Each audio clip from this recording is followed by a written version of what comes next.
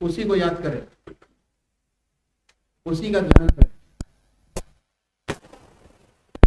उसको बदले। ऐसा नहीं कि आया प्राण की पूजा करें, करकश की बरसों माँ की, कोई फायदा नहीं है बदलने का। मंदिर में भी जाके बैठते हैं तो अपने इष्ट की आराधना करें, ध्यान। मंदिर, मस्जिद, गुरुद्वारा वो स्थान है जहां पर बैठ के आप बड़े आराम से अपने इष्ट देव की याद कर सकते हैं। वाइब्रेशन के सेंटर्स हैं। अगर सही तरीके से आपने रास्ता पकड़ा है तो जहां बैठेंगे वही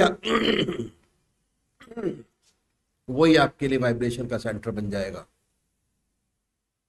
बहुत जरूरी, पर सच्चे हृदय से, सच्चे तरीके से, सच्ची लगन से। हमारे महाराज जी कहा करते थे, सच्ची लगन से राम नाम को पकड़ो दिल और दांतों से, तभी काम बनेगा। चाहे कुछ भी हो जाए, दुनिया पलट जाए, महाराज जी कहा करते हैं दुनिया पलट जाए पर ये रास्ता न छूटे। और वो शक्ति थी उनके अंदर। दुनिया पलटी पर वो नहीं बदले। इतने मौके आए विदेश जाने के, सत्संग के पीछे सब कुछ छोड़ दिया, नहीं गए। और अपने ही डिपार्टमेंट से उन्होंने रिटायरमेंट लिया। उसके बाद कहीं नहीं गए, सिर्फ सत्संग का काम किया उन्होंने। सत्संग के प्रचार प्रसार में लगे। 3 लोगों से ये कार्यक्रम शुरू हुआ, आज लाखों लोग इसमें शामिल है। ध्यान योग, सच्चा योग, सच्चा आनंद, सच्ची खुशी। तो दूसरे भाई है जो निराकार भगवान के उपासक है, परमात्मा की मूर्ति को नहीं मानते, नाम को पकड़े और उस नाम को चुने जो आपकी आत्मा को सबसे प्यारा लगता है। राम नाम, ओम, अल्लाह, वाहिगुरु, दोनों के लिए रास्ता बताया। अध्यात्म बहुत ही अलग चीज है। न लैंग्वेज बार है इसके अंदर, न धर्म की बार है। हर कोई प्राणी इस रास्ते को अपना सकता है, मेडिटेशन और कर सकता है। अपने दिल, दिमाग, शरीर के विकास का रास्ता है, मन को स्ट्रांग करने का रास्ता है, विल पावर को बढ़ाने का रास्ता है। तो अभी एक भजन होगा। अब भजन के साथ साथ सभी भाई बहन अपने अपने इष्ट का ध्यान करेंगे।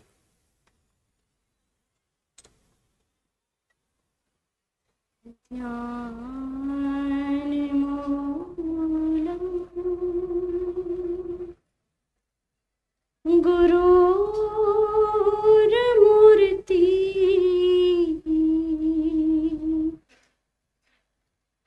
पूजा मूलम गुरुपदम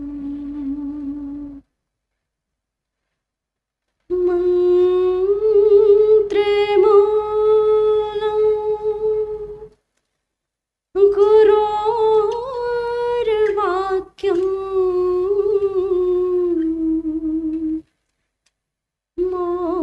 मोक्षमूलम गुरु कृपा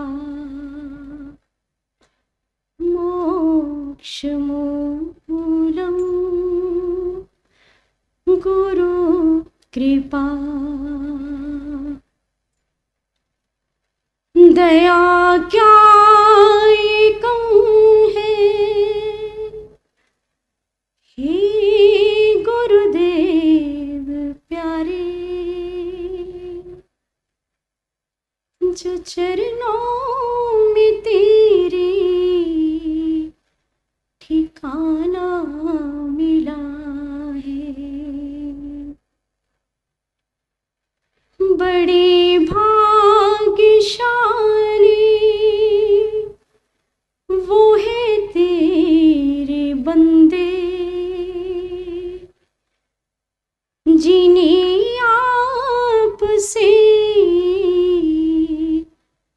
दिल लगाना मिला है, जिन्हें आपसे दिल लगाना मिला है। वो क्या बाग़ जन्नत की परवाह करेंगे, वो क्या बाग़ जन्नत की परवाह करेंगे, जिन्हें आप सा आशियाना मिला है, जिन्हें आप सा आशियाना मिला है। इशारों से किस्मत बदल देने वाले, इशारों से किस्मत बदल देने वाले, मुरादों से दामन को भर देने वाले, तू है मेरा दाता, मैं तेरा भिखारी, तू है मेरा ठाकुर, मैं तेरा भिखारी, तू है मेरा ठाकुर, मैं तेरा पुजारी। गुरु मात पिता, गुरु बंधु सखा, तेरे चरणों में गुरुवर मेरी कोटि प्रणाम। गुरु मात पिता, गुरु बंधु सखा, तेरे चरणों में गुरुवर मेरी कोटि प्रणाम। प्राणनाथ तुम्हें, दयानाथ तुम्हें, प्राणनाथ तुम्हें, दयानाथ तुम्हें, तेरे चरणों में गुरुवर मेरी कोटि प्रणाम। तेरे चरणों में गुरुवर मेरी कोटि प्रणाम। तुम्हीं भक्ति हो, तुम्हीं शक्ति हो, तुम्हीं भक्ति हो, तुम्हीं शक्ति हो, तुम्हीं मुक्ति हो, मेरे श्याम शिवा। तुम्हीं मुक्ति हो, मेरे श्याम शिवा। गुरु मात पिता, गुरु बंधु सखा, तेरे चरणों में गुरुवर मेरी कोटि प्रणाम। तेरे चरणों में गुरुवर मेरी कोटि प्रणाम। तुम्ही प्रेरणा, तुम्ही साधना, तुम्ही प्रेरणा, तुम्ही साधना, तुम्ही आराधना, मेरी सर्व शिवा। तुम्ही आराधना, मेरी सर्व शिवा। गुरु मात पिता, गुरु बंधु सखा, तेरे चरणों में गुरुवर, मेरे कोटि प्रणाम। तेरे चरणों में गुरुवर, मेरे कोटि प्रणाम। तुम्ही प्रेम हो, तुम्ही करुणा हो, तुम्ही प्रेम हो, तुम्ही करुणा हो, तुम्ही मोक्ष हो, मेरे सर्व शिवा।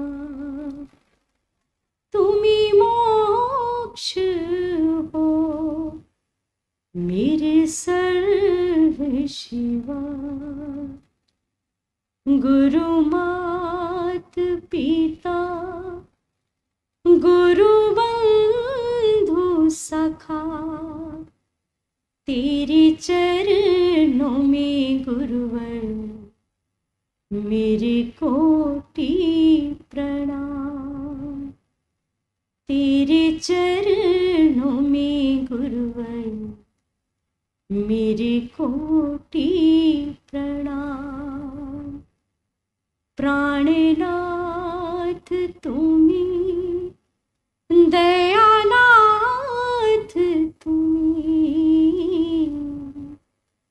प्राणनाथ तुम्ही, दयानाथ तुम्ही, तेरे चरणों में गुरुवर, मेरे कोटि प्रणाम। तेरे चरणों में गुरुवर, मेरे कोटि प्रणाम।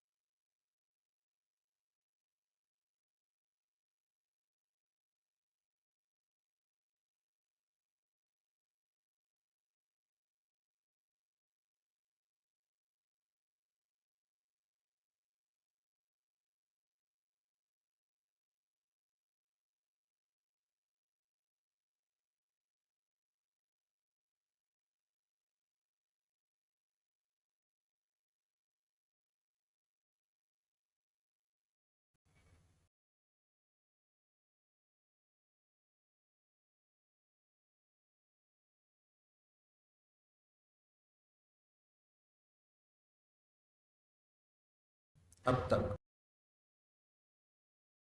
वो जाप सिद्ध हो जाता है और उनके जो शिष्य हैं या उनके साथ में आए हैं परमात्मा के रास्ते में चलने के लिए, जब उन मंत्रों को पकड़ता है उनका काम बड़ा आसान और सरल हो जाता है। रास्ता आसानी से तय होने लगता है। मंत्रों की बड़ी विशेषता है, अच्छे मंत्र भी हैं और खराब मंत्र भी हैं। सिद्धियां दो प्रकार की होती हैं, एक अच्छी सिद्धि और दूसरी खराब सिद्धि। सिद्धि आपको ऊपर उठाती है, ऊपर उठा के परमात्मा तक पहुंचाती है। एक मंत्र के सहारे ऊंचा उठाती है, ऊंचा उठाकर परमात्मा तक पहुंचाती है। कुछ लोग मंत्रों द्वारा इवल स्पिरिट्स, भूत प्रेतों को सिद्ध करते हैं, उनसे दुनिया का विनाश कराते हैं। हम उन्हें अघोरी कहते हैं। मेरे दादा गुरु महाराज के जीवन में घटना घटी, वह मुझे याद हुआ है जो मैं आपके सामने रखूंगा। महात्मा रामचंद्र जी महाराज और महात्मा रघुवर दयाल जी महाराज मथुरा पधारे। चच्चा जी महाराज छोटे भाई ने कहा कि मथुरा की सैर कराएं। आज्ञा लेकर गए, आज्ञा मिली कि कराओ। मथुरा सैर करने जा रहे थे तो एक अघोरी से पाला पड़ गया। अघोरी ने सोचा ये तो मोटी चिड़िया है, इसके पास तो बड़ा माल है, उसके पास बहुत खजाना है। महाराज जी ने अघोरी से कहा चलो बच्चा हमारे साथ चलो। ये भी मस्ती में थे उन दिनों। उत्तर में कहा कि हाँ चलो, उनके साथ चले गए। वो उनको शमशान घाट में ले गया, उनको बैठाला, बच्चा बैठो। वे बैठ गए बड़े आराम से। उसने जिस आत्मा को सिद्ध किया हुआ था उसको बुलाया और चच्चा जी महाराज के ऊपर छोड़ दिया। चच्चा जी महाराज तो सदगुरु का सहारा पाए हुए थे, उन पर किसी बात का क्या असर होता। ध्यान अवस्थित हो गए, गहरे ध्यान में बैठ गए और ध्यान में बैठते ही वो जो रूह थी वे हाथ जोड़कर खड़ी हो गई, बोली क्या आज्ञा है। बस उसको उसी अघोरी पर उल्टा छोड़ दिया।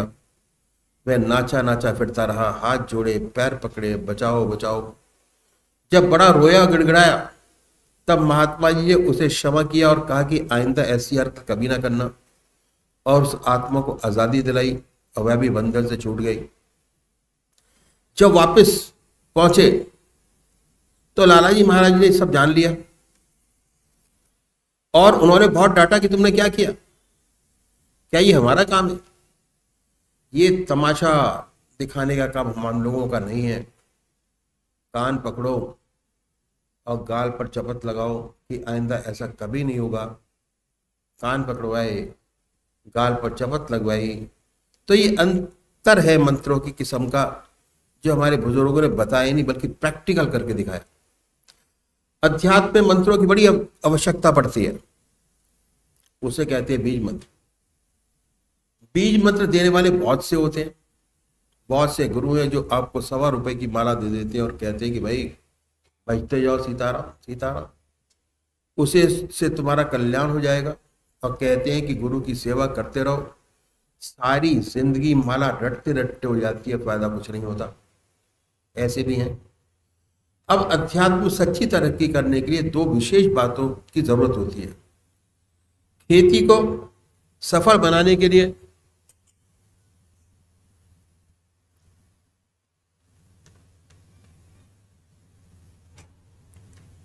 दो बातों की जरूरत है। एक तो जमीन बहुत अच्छी पकाई जुताई हो, उसके लिए पहले जमीन में हल चलाते हैं, जो जड़ें घास होती है उनको निकालते हैं। जब जमीन नरम बन जाती है तब उसमें बीज बोते हैं। अब खेत सुंदर तैयार हो गया और बीज गला सला मिल गया तब भी कोई फायदा नहीं। अगर बीज बढ़िया मिला खेती लहराती है, अगर बीज कोई रद्दी सत्ती मिल गया तो सारी मेहनत बेकार हो जाती है। ऐसे ही साधक को पहले इस खेत को तैयार करना चाहिए। और खेत है हमारा अपना मन, हृदय। हम अपना हृदय तैयार करें, हम अपने आप को देखें कि हमारे खेत पे घास कैसी है, इसमें कोई वीड्स तो नहीं है, जड़ें तो नहीं लटक रही, गंदी घास तो नहीं है जो बीज को नष्ट कर देगी। उस घास की हम सफाई करें और अपने खेत को तैयार करें। खेत तैयार करने के लिए सत्संग बड़ी मदद करता है। सबसे बड़ा मददगार सत्संग है। हम सत्संग में जाते हैं, जो बुजुर्गों की कृपाधार मिलती है, जो घर पर बैठ के नहीं मिलती, उससे हमारे हृदय में ऐसी शुद्ध भावना पैदा होती है कि प्रभु जितनी मेरी कमजोरियां हैं इन्हें दूर करो। जब तक घास नजर नहीं आती, जड़ें नजर नहीं आती, तो सफाई शुरू नहीं होती। ये भी बड़ी भारी परमात्मा की दया कृपा से होता है जब ये रोशनी पैदा होती है कि मेरे अंदर कमियां हैं, उनकी सफाई शुरू होती है। उदाहरण के लिए कमरा है, खूब अंधेरा है, उसमें आप सोए हैं, बेखबर पड़े हैं आराम से, सब कुछ बढ़िया लगता है, आपको थूक आया, बिस्तर पर पड़ गया, बिस्तर गंदा हो गया, लेकिन उसको आपका होश ही नहीं। अब इस कमरे में रोशनी ले आइए, लैंप ले आए, रोशनी होते ही आप भड़बड़ा उठेंगे, उठकर कहेंगे अरे ये मेरी चादर है, इस पर तो थूक गिरा है, इसको बदलो। और नजर दौड़ाई, अरे नीचे कूड़ा है, इसे भी साफ करो, ये मकड़ियों ने जाले लगा रखे हैं, इन्हें भी साफ करो। जब रोशनी पैदा हो जाती है, उसमें अपनी गंदगी और सफाई, अच्छाई और बुराई दोनों नजर आने लगते हैं। उस गंदगी को दूर करने का प्रयत्न आरंभ हो जाता है। यही सच्चा अध्यात्म मार्ग है। तवज्जे सत्संग के स्थान पर पड़ती है। जब तवज्जे हृदय पर पड़ती है, मनुष्य अपने आप को देखने लग जाता है कि मैं क्या हूं। उससे पहले नहीं देख पाता। जब तक अपने आप को देख नहीं पाता, बड़े आराम से सोता है। 1000 पीछे 999 व्यक्ति ऐसे हैं, इसी तरह सोते हैं, अपनी तरफ देखते नहीं, बाहर ही देखते रहते हैं, अंदर देखते नहीं। अंदर देखें तो अपना पूरा करकट समझ आए और कुछ साफ करने का प्रयत्न शुरू हो। जब हम संतों के पास जाते हैं, उनकी कृपाधार पड़ती है, तो अपने हृदय को देखना शुरू करते हैं। जब रोशनी पैदा हुई, हृदय को देखना शुरू किया, फिर हमें नजर आने लगता है कि इसमें तो कई तीखे कांटे हैं, तीखे कांटे वाली झाड़ियां हैं। काम है, क्रोध है, लोभ है, मोह है, अहंकार है, झूठ है, मक्कारी है, फरेब है। जब नजर आ जाता है तो फिर दूर करने की चेष्टा शुरू हो जाती है कि कैसे हमें इन चीजों से छुटकारा मिले। इनसे छुटकारा पाने के लिए सत्संग से बढ़िया कोई रास्ता नहीं। जितनी बुजुर्गों की तवज्जो आपके हृदय पे पड़ेगी, उतनी आपके हृदय की सफाई होती चली जाएगी। इसलिए पहली चीज जो आवश्यक है वह है सत्संग। नाम तो सबको दे देते हैं, राम नाम में तो सबको लगा देते हैं, लेकिन बीज मंत्र जब मिलता है, जब गुरुदेव देख लेते हैं कि हाँ साधक ठीक है, तभी बीज मंत्र देता है। बीज मंत्र का मतलब है चित्त की एकाग्रता, पावर ऑफ कंसंट्रेशन, जो सच्चे सदगुरु से साधक को प्राप्त होता है।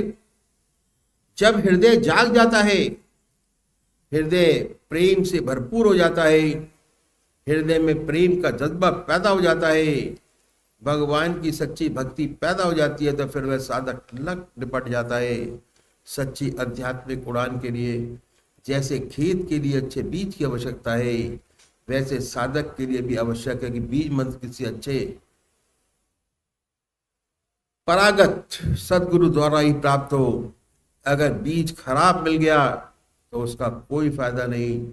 साथ ही यदि खेत खराब है, उपजाऊ नहीं, तो भी कोई फायदा नहीं। दोनों चीजें अच्छी होनी चाहिए, बीज भी अच्छा और खेत भी अच्छा हो, तब खेती लहलाती है, तब आनंद ही आनंद आता है, होता है। अच्छे फूल खिलते हैं, चारों तरफ खुशबू महकती है, अलग से मालूम हो जाता है कि फूल है, महक है।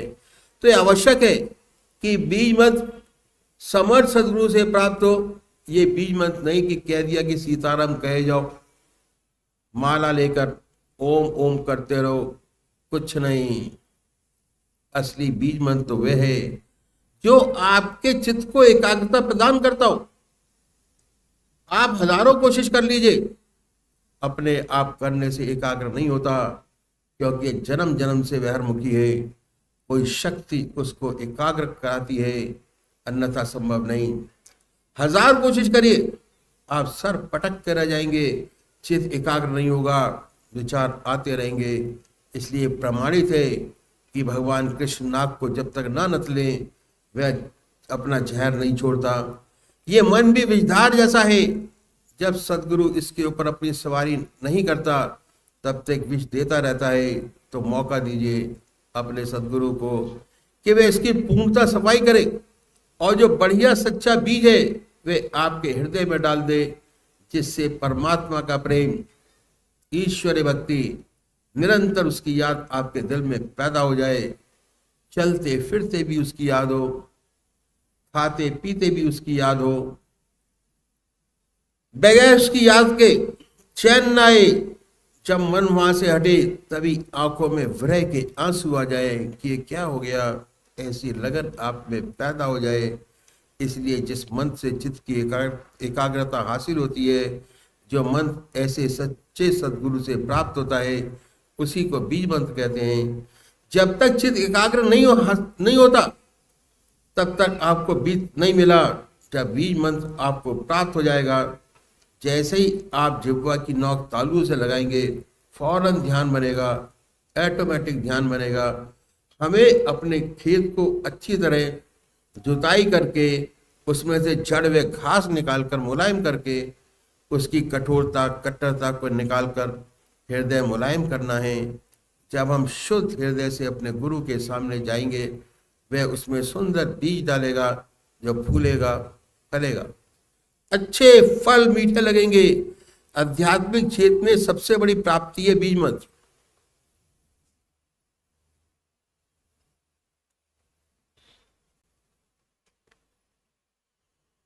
उसके बाद जब बीज मंत्र मिल गया तो साधक की जिम्मेदारी और बढ़ गई। अभी वह अपनी सफाई में लगा हुआ था, बीज मंत्र मिलने के बाद उसकी जिम्मेदारी क्या बढ़ी कि उसे खाली वक्त परमात्मा को देना है। हम लोग तो गृहस्थी हैं, सारा समय तो ईश्वर को दे नहीं सकते। जब हमारे पास कोई काम नहीं, वह समय तो हम दे ही सकते हैं। इसलिए अतिरिक्त कुछ हमारे नित्य प्रति के कार्य हैं, ऐसे हैं जिनमें बुद्धि की अधिक आवश्यकता नहीं पड़ती। उन नॉर्मल रूटीन के साथ साथ किसी फिल्मी धुन गुनगुनाने के बजाय परमात्मा के नाम को ले सकते हैं, क्योंकि अब हमारी जिम्मेदारी और बढ़ गई। अब तो उस परमात्मा के नाम को छोड़ना ही नहीं चाहिए। जीभ को तालुए से लगाएं, प्रभु की याद में निरंतर डूबे रहे, संसार के सब काम करते चले, 10 बकार, दिल बयार, हाथ पैर काम करे, बुद्धि काम करे, हृदय परमात्मा की याद में बर्फ की तरह पिघलता रहे। अब क्या होता है, जैसे प्रभु की याद करते हैं हमारा चित्त एकाग्र हो जाता है। हमारी प्राणवायु की जो हमारी चित्त की एकाग्रता से बहुत घनिष्ठ संबंध है। हमारी प्राणवायु का हमारी चित्त की एकाग्रता से घनिष्ठ संबंध है। जैसे जैसे परमात्मा का चिंतन होता है, वैसे वैसे हमारी प्राणवायु ऊर्ध्वगामी होती चली जाती है। जितना आप दुनिया का चिंतन करते हैं, कामनी कांचन का चिंतन करते हैं, उतने प्राण गुदा और जंगाओं की तरफ जाते हैं। लेकिन परमात्मा के चिंतन में प्राण ऊर्ध्वगामी होते चले जाते हैं, और धीरे धीरे जैसे जैसे प्रभु की याद बढ़ती चली जाती है, वैसे वैसे प्राणों की गति भी ऊपर की ओर चली जाती है। एक दिन आज्ञा चक्र पर स्पंदन होना शुरू हो जाता है। आज्ञा चक्र पर भुजाओं के बीच वाइब्रेशंस।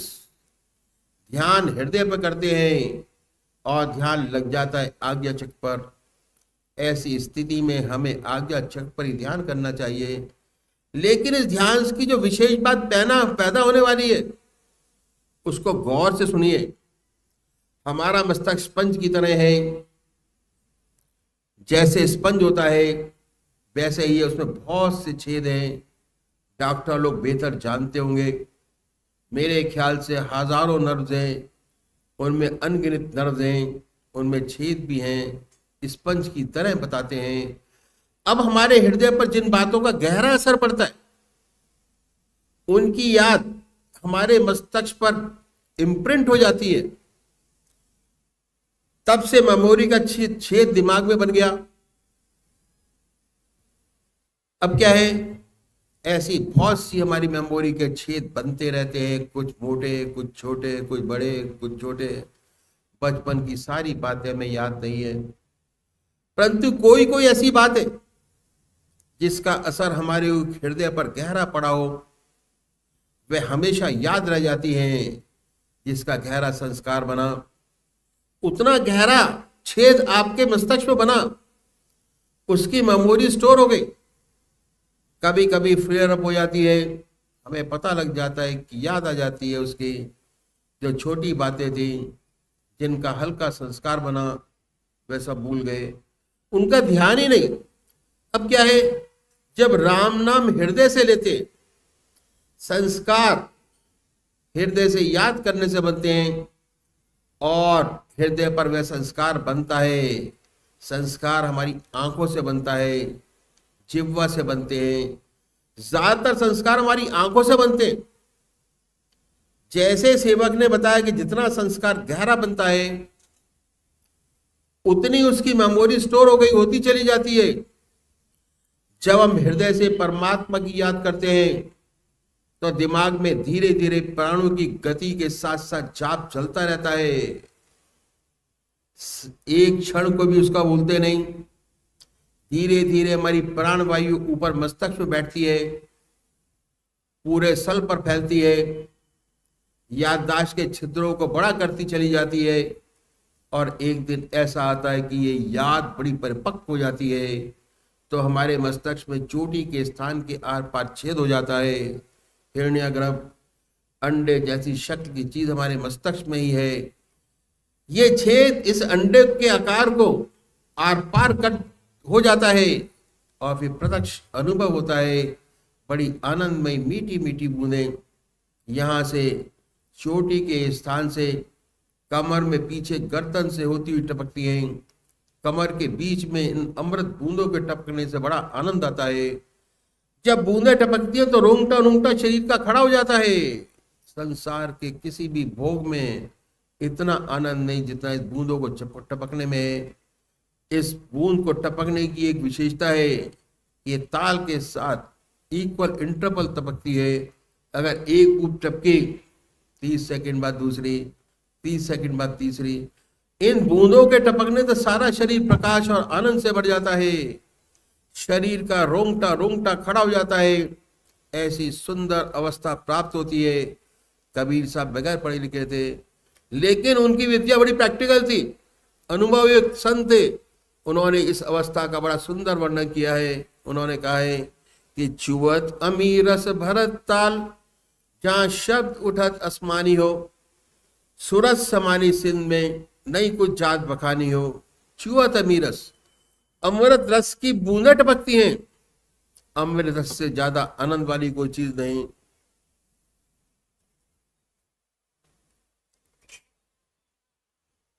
अमृत कैसे? चुवत अमीरस, भरत ताल, ताल के साथ इक्वल इंटरवल, हारमोनियम की ताल, उसको हम ताल कह सकते हैं। चुवत अमीरस भरत ताल, जहां शब्द उठा तस्मानी हो। उस प्रभु की याद को शब्द कहते हैं। प्रभु की याद का अजप, उस ध्वनि को हम सुन सकते हैं, कह सकते हैं, पर जवान से कह नहीं सकते। वह ध्वनि होती है।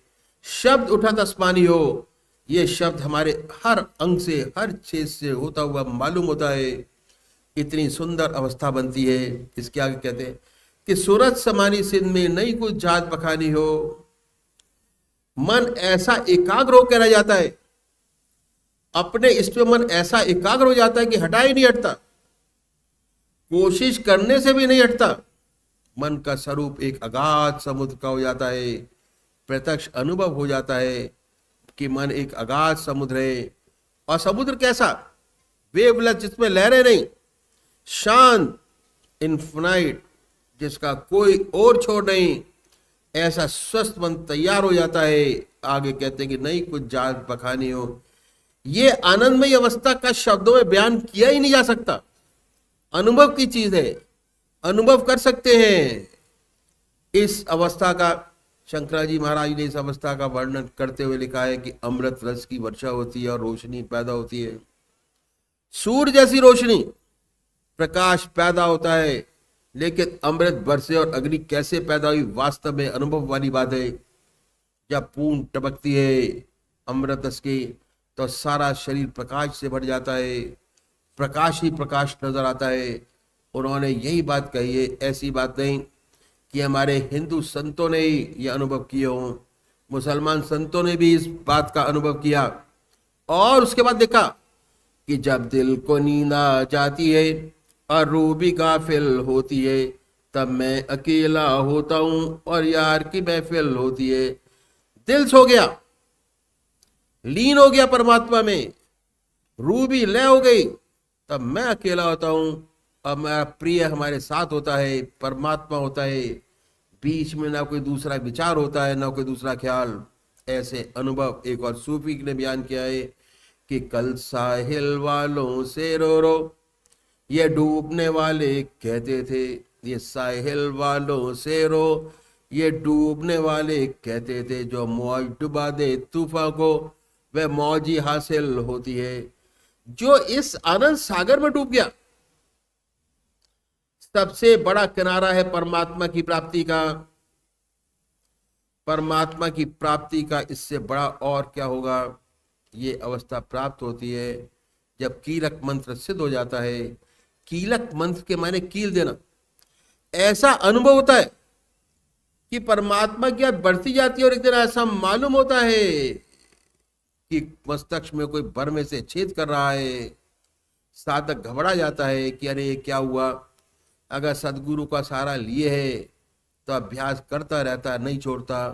अक्सर ऐसा होता है। तो क्या हुआ, बहुत सुंदर, धीरे धीरे पूरी कोशिश करके हमें इस मंत्र को सिद्ध करना चाहिए। इसके सिद्ध होने की पहचान यही कि रह रहकर परमात्मा की याद आएगी। नहाते धोते, खाते पीते, सोते जागते, संसार के हर कार्य करते प्रभु की याद बनी रहेगी। इसकी परीक्षा है कि यह सिद्ध हो गया। कीलक में सिद्ध हो जाने पर हमारे बुजुर्गों ने लिखा है कि it is a gate of saints. जिन्हें ऐसा अनुभव हो गया, संत कह सकते हैं, क्योंकि उसके दिमाग पर प्रभु की याद सदा के लिए अंकित हो गई, छूटेगी नहीं, इसलिए उनको संत कह सकते हैं। लेकिन हमारा अंत नहीं है, ये तो हमारी शुरुआत हुई। मौलाना फजल अहमद खान साहब ने इस बारे में कहा है, अव्वले माँ आखिरे हनमुस्त, आखिरे माँ जेवे तमन्ना तहिस्त। जहां सारे योगी अपना अंत मान लेते हैं, वहां से हमारी तो शुरुआत हुई। सब कुछ प्राप्त हो गया, लेकिन हम लोग तो कहते हैं कि हमारी तो शुरुआत हुई। ये तो संतों का दरवाजा है। हमारा तो असली अभ्यास अब शुरू हुआ। हमारा अंत क्या है? इच्छाओं की समाप्ति। अंत न परमात्मा को पाने की चाह है, न दुनिया की चाह, न स्वर्ग की चाह, न मोक्ष की चाह। चाह का इच्छाओं से बिल्कुल समूह नष्ट हो जाना, इच्छाओं का न रहना, या उनका आपके ऊपर असर, उन इच्छाओं का आपके ऊपर, आपके हृदय पे कोई संस्कार न बने। आपके ऊपर असर न होना एक ही बात है, आपके हृदय पे संस्कार न बने, कोई असर न हो। यही हमारा आदर्श है कि प्रभु के चरणों में लग के रह जाए, सिवा उसके कुछ ना रहे, तू रहे और तेरी रजा रहे, तू रहे तेरी रजा रहे, न मैं रहूं न मेरी आरज़ू रहे, तू रहे तेरी रजा रहे, न मैं रहूं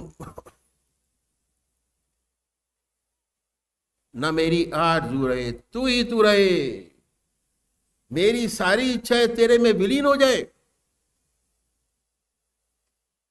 जो तू चाहे वही हो, मेरी अर्ज़े तमन्ना भी अजब अर्ज़े तमन्ना है, तुझी से मांगता हूं मैं और तुझी को मांगता हूं मैं, यही मेरी एक इच्छा है।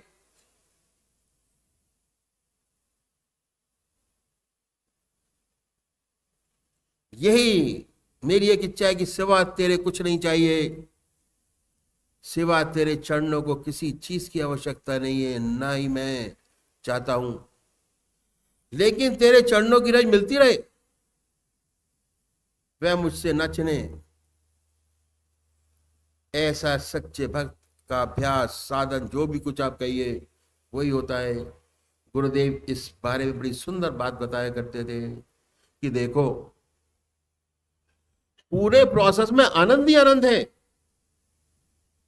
बहुत जबरदस्त आनंद है, लेकिन इसकी भी चाहत छोड़ दीजिए, मत करिए। ये शरीर से आ रहा है, शरीर से है, इसकी भी चाहत।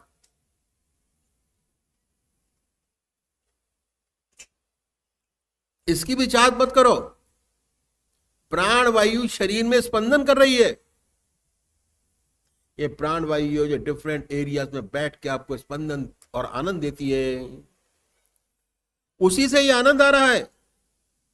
ये तो शरीर हमेशा रहने वाला नहीं। जो सच्चा योगी है ना आनंद चाहता है, ना आनंद से सुखी होता है, ना दुख से दुखी होता है। मुसीबत आती है उससे परेशान नहीं होता, दुखी नहीं होता। आनंद आता है उसमें भी अपने आप को भूल नहीं जाता, वह अपने प्रभु के चरणों को और कस के पकड़ता है, और कस के, और कस के हर हाल में उसको पकड़े रहता है। धीरे धीरे अभ्यास और बढ़ता है, तो जितने हमारे स्पिरिचुअल ग्लैंड्स हैं, जिन्हें आध्यात्मिक चक्र कहते हैं, में खुलने शुरू हो जाते हैं। उसके बाद क्रियाशील होने शुरू होते हैं। जब तक साधक यहां तक पहुंचता है, खुल तो गए ही हैं, अब उनमें शुद्धता और शक्ति आती चली जाती है। जितने चक्र खुलते जाते हैं, जितना अभ्यास और बढ़ता है, चक्र और शक्तिशाली बनते चले जाते हैं। इसे हम कहते हैं शक्ति मंत्र सिद्ध करना। अब क्या हुआ, जब शक्ति मंत्र सिद्ध हो गया, ऐसे साधक की ऐसी अवस्था हो जाती है कि उसके चारों तरफ स्पिरिचुअल ऑरा बन जाता है, प्रभु की याद का ऑरा बन जाता है। जो भी उस तेज पुंज में आता है वह खाली नहीं जाता, बगैर असर के जा ही नहीं सकता, कुछ ना कुछ वहां से लेकर जाता है। जितने ऐसे संतों की सोबत की जाए, सानिध्य की जाए, उतना आपको फायदा होता है। यह अभ्यास की सफलता की प्राप्ति का सबसे सरल, सबसे इजीएस्ट वे है कि जो बताया जाए वो किया जाए। बहुत सीधा रास्ता है। अगर आपको कहा जाता है कि सेंटर पर जाकर 2 घंटे आप लगा के आइए, लगाइए, मन लगे ना लगे, अपना रूटीन पूरा कीजिए। बृहस्पतिवार को 1.5 घंटा अगर कहा है जाने के लिए तो जाइए। ये कहा है कि अपनी स्थिति लेटर से लिखिए, बताइए, तो लिखिए और बताइए। आपके फायदे की चीजें हैं सारी, बहुत जरूरी है। तो क्या है, जिसके पास बैठकर अपने आप ही ध्यान बनता हो, ऐसे संत को मत छोड़िए। ज्यादा से ज्यादा समय लगाकर पास जाते रहो। ईश्वर चाहेगा तो बराबर तरक्की होती रहेगी, शक्ति आती चली जाएगी। फिर धीरे धीरे आपका दीपक भी अच्छी तरह जल जाएगा, शक्तिशाली हो जाएगा। आप ही वो शक्ति पैदा होगी कि आपके संपर्क में जो भी आएंगे वे खाली नहीं जाएंगे। हमें तो ऐसे बहुत से लोगों की जरूरत है जिनके पास बैठकर दूसरों को भी फायदा हो। एक नहीं अनेक ज्योति हमारे देश को बड़ी आवश्यकता है।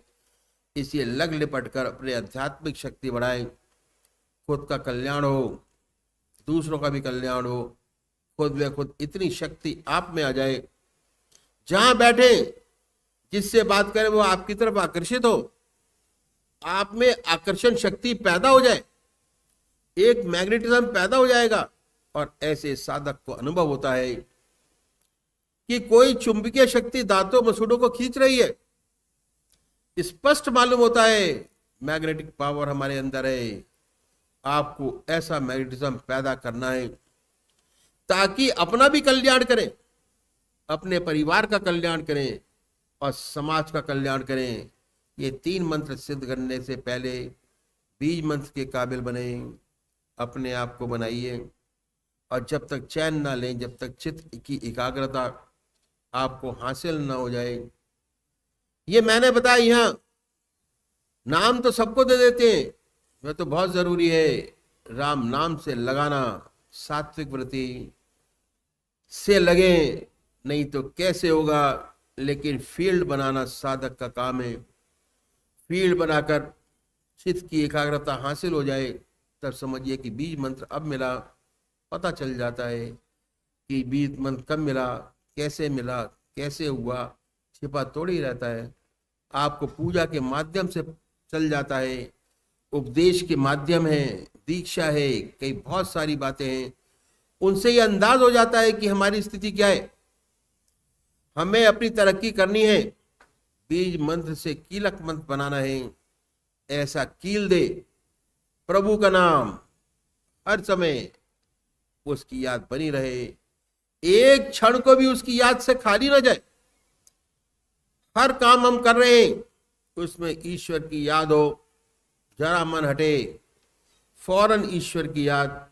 मान लीजिए कि दिमागी काम कर रहे हैं, आप जब काम कीजिए, दिमागी काम कर रहे हैं, उस दिमागी काम को करते करे भी ऐसा एहसास हो रहा है, और उस काम को करने के बाद तो फौरन ईश्वर का एहसास हो जाना चाहिए। हो सकता है अगर दिमागी काम कर रहे हैं, ध्यान में थोड़ी देर कमी हो, याद बराबर बनी है, इसका मतलब कीलक हो जाता है।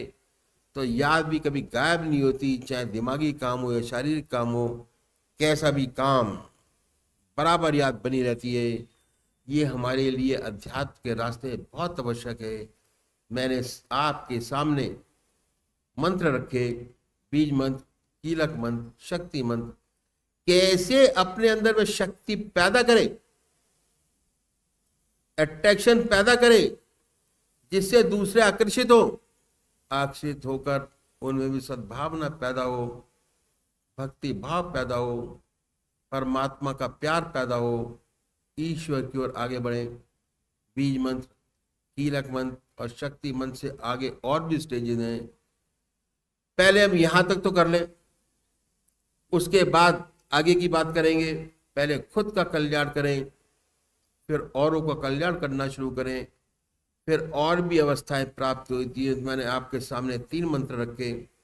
अध्यात्म में 3 मंत्र बहुत गुण है, बहुत गुण रहस्य।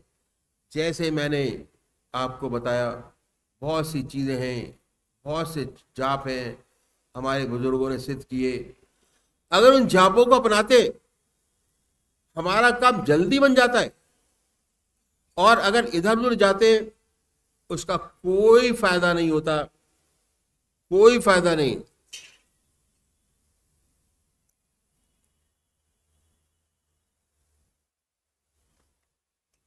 अपना काम करें।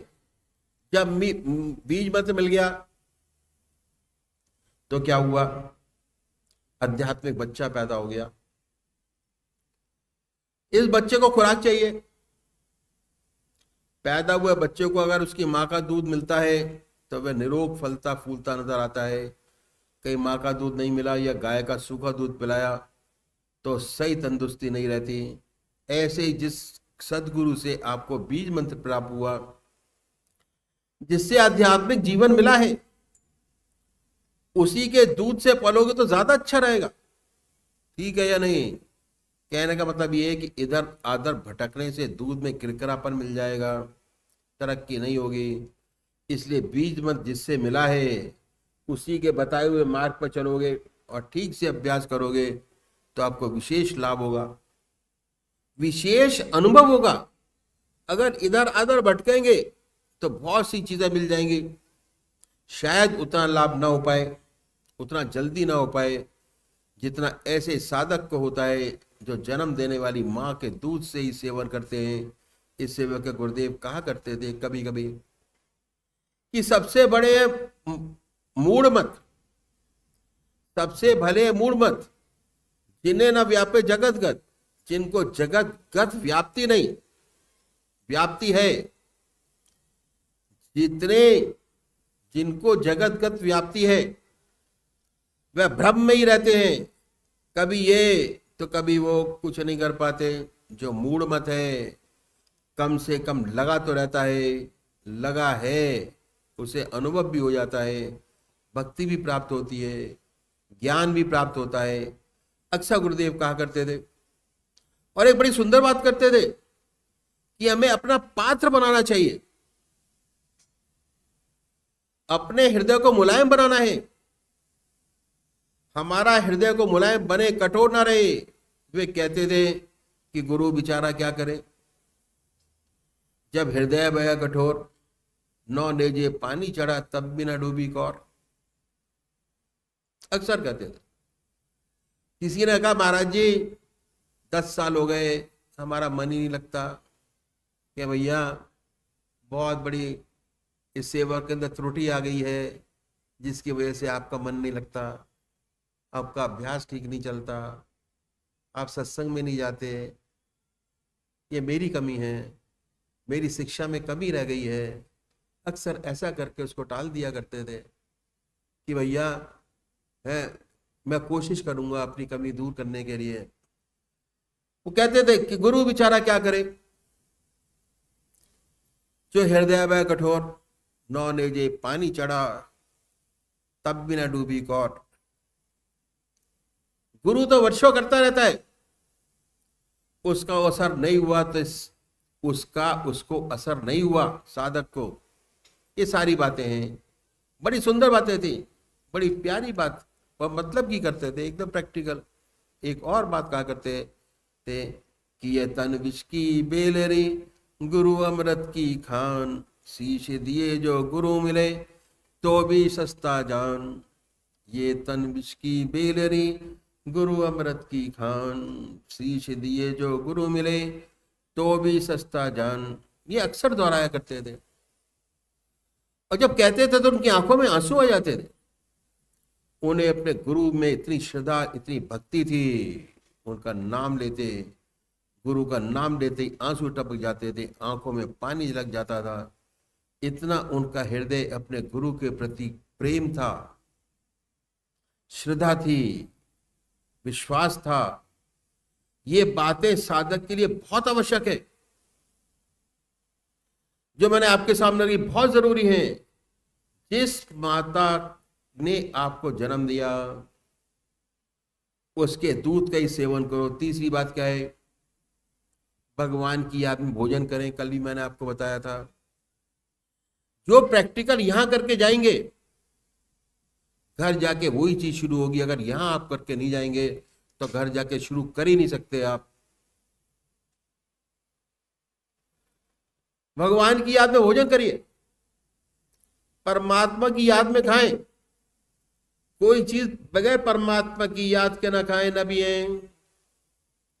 भगवान की याद में सोएं, परमात्मा की गहरी याद करके सोएं, बिना भगवान की याद के ना सोएं।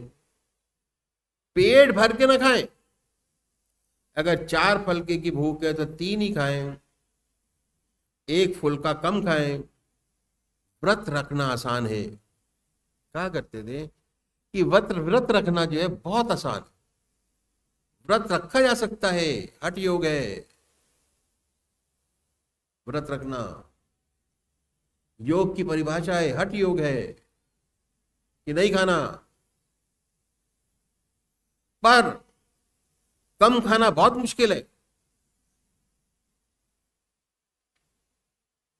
सामने है, नहीं खा रहे, बहुत मुश्किल है। सच्ची तपस्या तो यही है। अगर 4 की भूख है तो छोड़ दे, 3 खाकर रह जाए, आलस नहीं सताएगा, अभ्यास ठीक बनेगा। छठी बात, कम सोइए। कम सोने का मेरा मतलब ये नहीं कि सारी रात जागते रहे।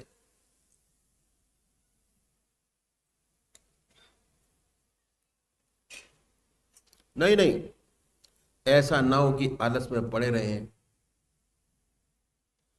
4 बजे आंख खुल गई फिर भी आलस में पड़े, उठिए, अपने कार्यक्रम से निवृत्त होइए, पूजा पाठ में बैठे, अपने नियम का अपने पूजा पाठ करिए, भजन करो, ताकि ईश्वर की कृपा आपको और आपके मिले और बराबर आपकी तरक्की करते रहें। बहुत जरूरी है। हम कहते हैं हमारे पास टाइम नहीं है। हमारे महाराज जी ने इतना सुंदर टाइम निश्चित किया था कि जितना लिटरेचर आपके सामने है, प्रैक्टिकल लिटरेचर, रात को 10 बजे सोते, 3 घंटे काफी होते थे, 3 घंटे सोए महाराज जी। 10 बजे, 9 बजे, 9:30 बजे, 10 बजे लेटे सोए, 3 घंटे पूरे, 2 बजे उठ गए, बड़े प्यार से बैठे, अपना लिटरेचर लिखा 3 घंटे, 6 बजे तो लेट गए, सो गए, बाकी बच्चे उठते रहे, जो करना है करते रहे। ये उनका रूटीन था। अपना भी डिस्टर्बेंस नहीं है, बच्चों का डिस्टर्बेंस भी नहीं। हम कहते हैं हमारे पास समय नहीं है। समय निकालना पड़ेगा। इस रास्ते पे चलना है तो परमात्मा की प्राप्ति, नाम, सुख, शांति, चैन, आनंद प्राप्त करना है तो बहुत जरूरी है, ताकि ईश्वर की कृपा आपको मिले। बराबर तरक्की करते हैं, कुछ खास बातें बीज मत मिलने के बाद, आध्यात्मिक जन्म होने के बाद अगर इन बातों का अनुसरण करेंगे तो बड़ी जल्दी कीलक पंथ तक पहुंच जाएंगे। और एक बार कीलक हो गया, स्पिरिचुअल ऑरा आपके सामने बन गया, आपको कोई हरा नहीं सकता किसी हालत में भी। फिर तो ऑटोमेटिक हो जाता है। फिर श्रद्धा और विश्वास होना चाहिए। उसके बाद, इसके बाद भी, सारी चीजें होने के बाद भी सबसे महत्वपूर्ण चीज क्या है? आज्ञा पालन, श्रद्धा और विश्वास। अगर श्रद्धा विश्वास बना है तो काम अपने आप होता चला जाएगा। अगर श्रद्धा विश्वास में कमी आ गई, खत्म तो नहीं होगा, दब जाएगा। एक तो खिला हुआ है, एक दबा हुआ है। ये चीजें दब जाती हैं, इसलिए श्रद्धा और विश्वास बहुत आवश्यक है। जिनका श्रद्धा और विश्वास रास्ते पर बना है, आश्रम पर बना है, वह साधक हमेशा तरक्की करता रहता है। उसके बाद अदब और आज्ञा पालन पर उनका बड़ा जोर था। अदब, आज्ञा पालन, पूछे नहीं, पूछे तो जो कहा जाए उसको करे। ये महाराज की बातें अपनी नहीं, अदब पर उनका बड़ा जोर था और आज्ञा पालन पर बहुत जोर था। कहते थे, अगर तेरा गुरु कहे कि तू नमाज पढ़ने के कपड़े को शराब में रंग दे, रंग दे। तेरा गुरु कहे, वह बेहतर जानता है कि तेरे लिए क्या ठीक है और क्या गलत है। उसके बड़े सुंदर उदाहरण देते थे, बहुत बढ़िया उदाहरण देते थे। पहला उदाहरण गुरु नानक देव जी का दिया करते थे और सुंदर उदाहरण देते थे और बड़े प्यार से बताते थे। अंगद देव जी गुरु नानक देव जी के सबसे प्यारे शिष्य थे।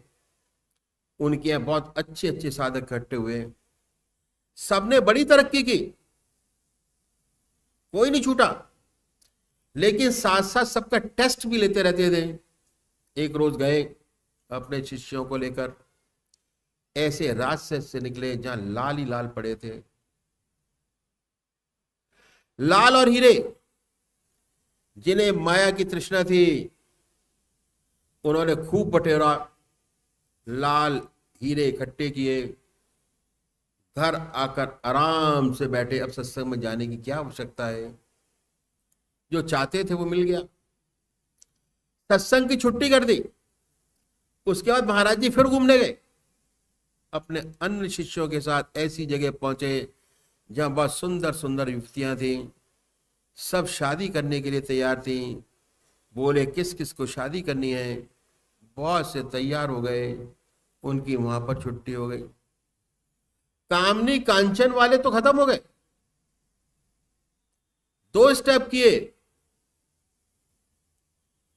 कामनी कांचन खत्म, और जिनको पैसे की आवश्यकता थी खूब लूटा, खत्म। अब बढ़िया लोग रह गए जिन्हें परमात्मा से बहुत मोहब्बत थी, किसी दूसरी चीज से लगा भी नहीं था, ऐसे प्यारे प्यारे लोग रहे। अब उनकी छटनी कैसे हो, छटनी तो करनी है। क्या हुआ, व्यास नदी के किनारे बैठे थे महाराज, उनके 10-12 बढ़िया शिष्य जो रह गए थे उनके चारों तरफ बैठे थे बहुत सुंदर लोग।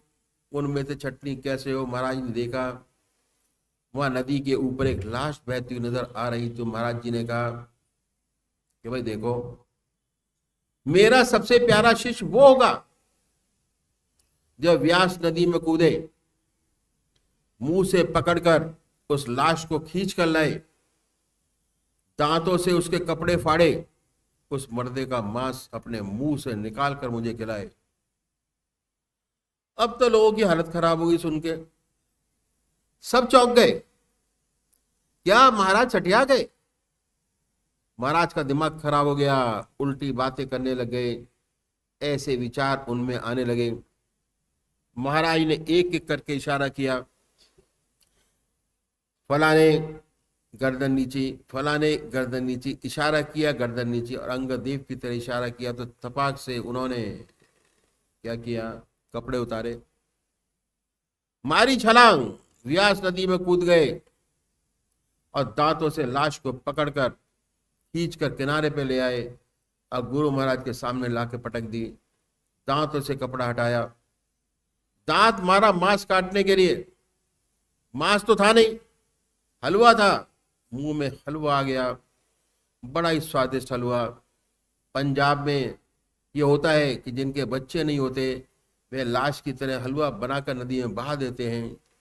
वह हलवा आ रहा था, बना हुआ था।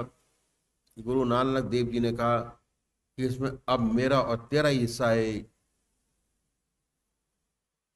और किसी का नहीं। श्रद्धा और विश्वास, जब भी बात होती तो अक्सर कहते थे, अगर तेरा गुरु कहे कि तू नमाज पढ़ने के कपड़े को शराब में रंग दे तो तू रंग दे, वह बेहतर जानता है कि तेरे लिए क्या ठीक है क्या तेरे लिए ठीक नहीं है।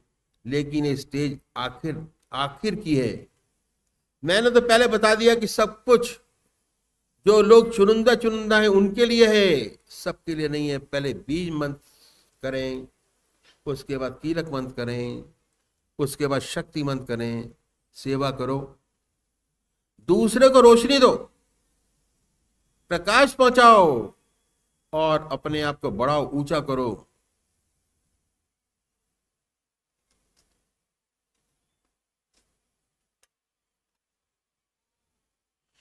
जब ईगो बिल्कुल समाप्त हो जाए, मैं समाप्त हो जाए, तब इस योग होंगे, तब आप टेस्ट में आने लायक होंगे, उससे पहले आ ही नहीं सकते।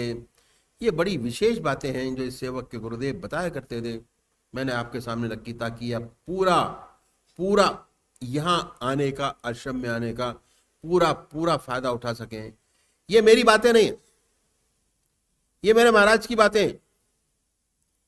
जो गुरुदेव इसको सबक देते रहते थे, वे सबक आपके सामने रखा, सारी बातें आपके सामने रख दी कि ये ऐसा रास्ता है, इतना सुंदर रास्ता है, अगर रेगुलर किया जाए बड़े आराम से अपने लक्ष्य को प्राप्त कर सकते हैं। रेगुलरिटी, उसके लिए महाराज जी ने 2 चीजें रखी, 2 सत्संग, संडे बृहस्पतिवार, रविवार बृहस्पतिवार, रविवार निकला बृहस्पतिवार आ गया, बृहस्पतिवार निकला रविवार निकला, महीना निकला, दूसरा महीना आया, दूसरा निकला तीसरा महीना आया, भंडारा आ गया। 3 महीने बाद गुरु पूर्णिमा आ गई।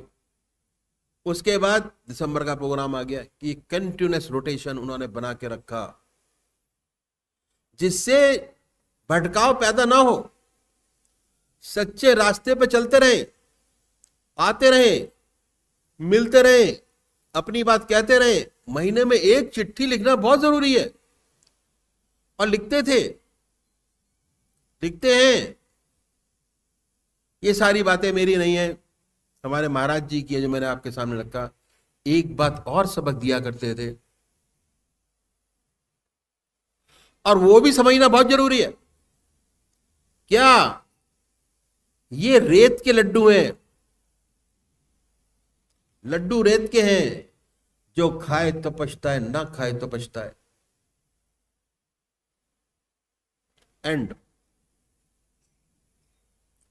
सारा आनंद देने के बाद रेत के लड्डू हैं, जो खाए तो पछताए, ना खाए तो पछताए। ये भव सिंधु हमें पार करना है। एक दफा रास्ते में आ गए तो चलना तो है ही, रुक तो सकते नहीं। चाहे खुशी से चले, चाहे तकलीफ उठा के चले, चाहे इस जन्म में पार करें, अगले जन्म में फिर पार करें, नहीं होगा तो उसके आगे पार करें, चलना तो है ही। जो इसमें दाखिल हो गया उसे पार तो करना ही है, उसे परमात्मा से तो मिलना ही है। इस जन्म में मिले, अगले जन्म में मिले, उसके आगे मिले, आसानी से मिले, तकलीफ उठाकर मिले, मिलना तो जरूर है। सबसे आवश्यक बात यह कि हमें अपने आप को भगवान को पूर्णतः समर्पण करके चलें, ताकि जल्दी से जल्दी अपनी असल चीज को प्राप्त कर सकें, जिसके ये मनुष्य का जन्म लिया है, और हमारे लिए मनुष्य जीवन का लक्ष्य। हम उस परमात्मा से एकाकार, परम पिता परमात्मा से एकाकार हो सकें, उसमें लय हो सकें, जो जीवन का सच्चा लक्ष्य हो उसे प्राप्त कर सकें। यही हमारे अखिल भारतीय संत सत्संग का उद्देश्य है कि जितने लोग जुड़े, सच्चे मन से जुड़े, सच्चे भाव से जुड़े, बगैर ईगो के जुड़े, बगैर दिखावे के जुड़े। परमात्मा तू ही है, तेरी इच्छा पूर्ण हो।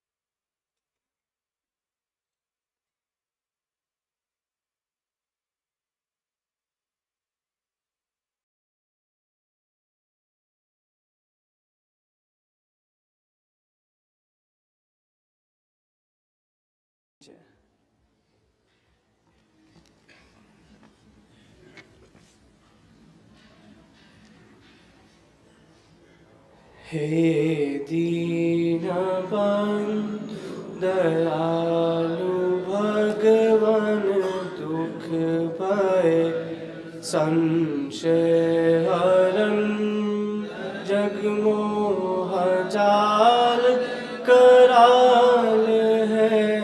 आया प्रभु तेरी शरण, मैं पतित तुम पतित पावन, दास में तुम नाथ हो। दिन रात सोते जागते, प्रभु तुम हमारे साथ हो। भव जाल से अति त्रसित हूँ, करता बने हो हे पिता। कर जोड़ कर अति दीनता